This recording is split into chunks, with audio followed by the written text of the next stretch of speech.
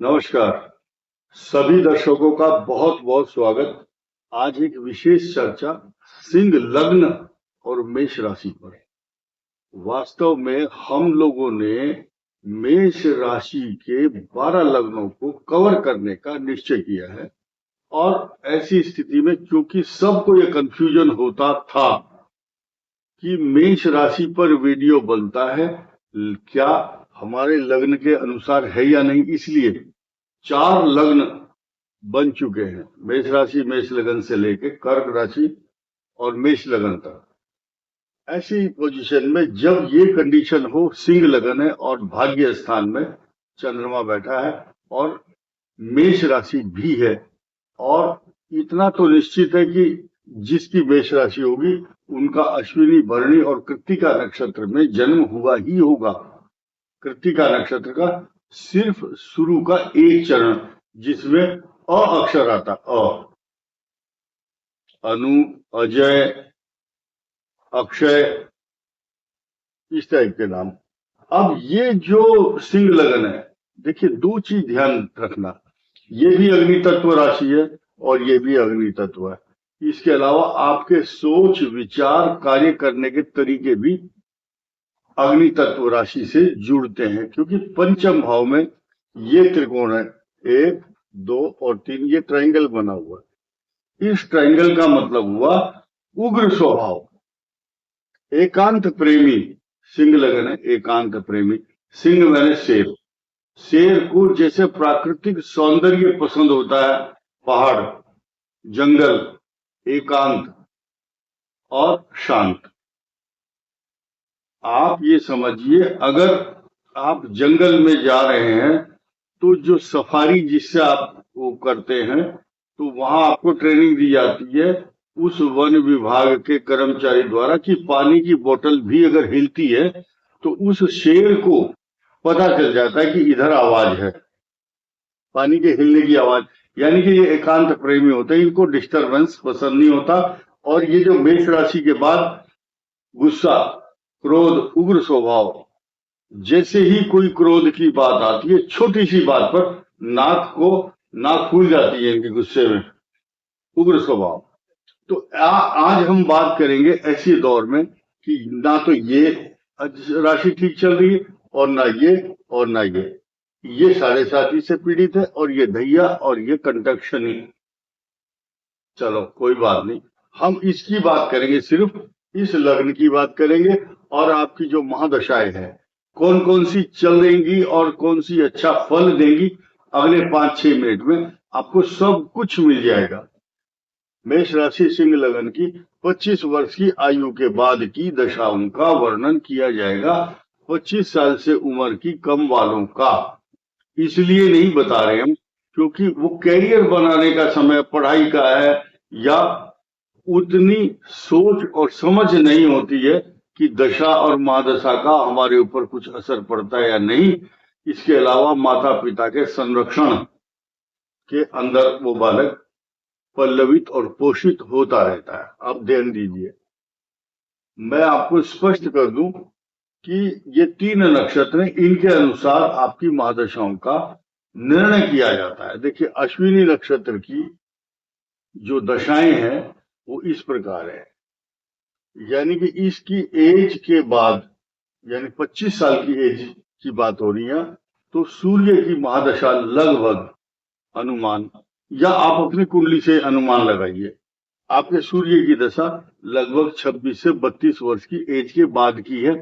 वो निर्भर करता है कि आपकी शुक्र की महादशा या केतु की कितने साल की होगी, वो अलग मैटर है। लेकिन आप ध्यान दीजिए, आपकी जब भी सूर्य की दशा आएगी वो अच्छी रहेगी, क्योंकि लगन के स्वामी की दशा होगी।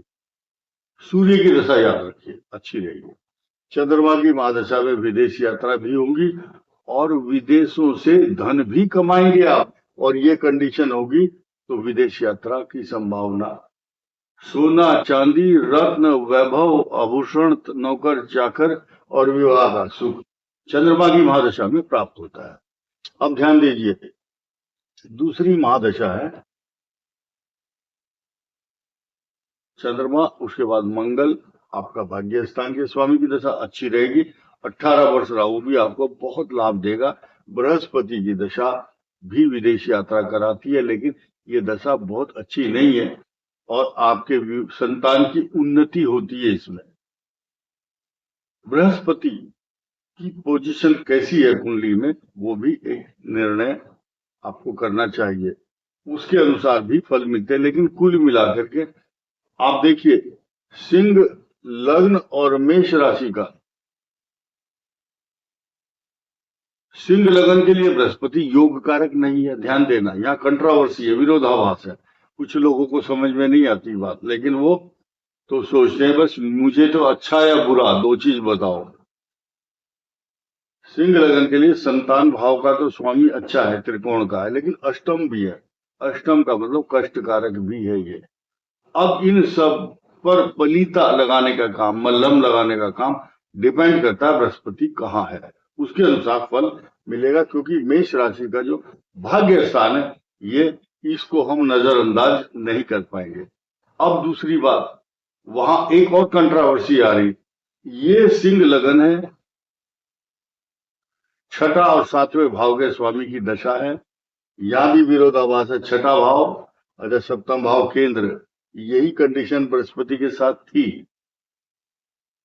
अब क्या है, मेष राशि के दसम और एकादश भाव का स्वामी शनि, वो अपने उस स्थान के अनुसार बल कितना है, वृद्धावस्था में, युवावस्था, वक्री, मार्गी, अस्त, अतिचारी, ये सारी कंडीशन आपके शनि पर निर्भर करेंगी।